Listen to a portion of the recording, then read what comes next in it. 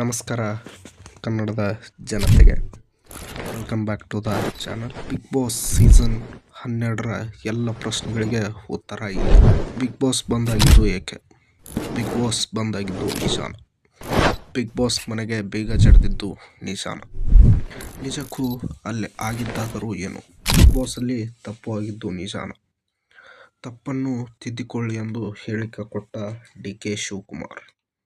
ಅದರಲ್ಲಿ ನಿಜಕ್ಕೂ ಇನಾಗ್ರೇಟ್ ಮಾಡಿದ್ದೇ ಡಿ.ಕೆ. ಶಿವಕುಮಾರ್. ಎಲ್ಲ 17 ಕಂಟೆಸ್ಟೆಂಟ್ಗಳಿಗೆ ಹೊರಗೆ ಹಾಕಿದ್ದು ನಿಜ.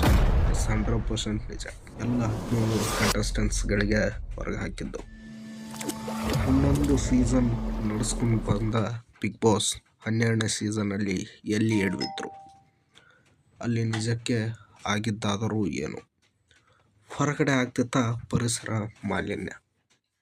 ಎಸ್, ಅಫ್ಕೋರ್ಸ್ ಅಲ್ಲಿ ಪರಿಸರ ಮಾಲಿನ್ಯ ಆಗೋ ಕಾರಣ ಅವ್ರಿಗೆ ಒಂದು ನೋಟಿಸ್ ಕೂಡ ಜಾರಿಯಾಗಿತ್ತು. ಬಿಗ್ ಬಾಸ್ ಎಲ್ಲವನ್ನು ಕೇರ್ ಮಾಡೋ ಬಿಗ್ ಬಾಸ್ ನೋಟಿಸ್ನ ಕೇರ್ ಮಾಡಲಿಲ್ಲ.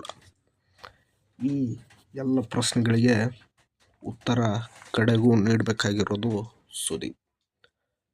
ಯಾಕೆ ರಿಯಾಕ್ಟ್ ಮಾಡಲಿಲ್ಲ?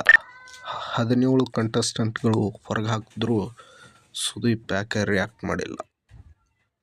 ಸೊ ಇದಾಗಿತ್ತು ಇವತ್ತಿನ ವಿಡಿಯೋ. ನೆಕ್ಸ್ಟ್ ವಿಡಿಯೋದಲ್ಲಿ ಸಿಗೋಣ.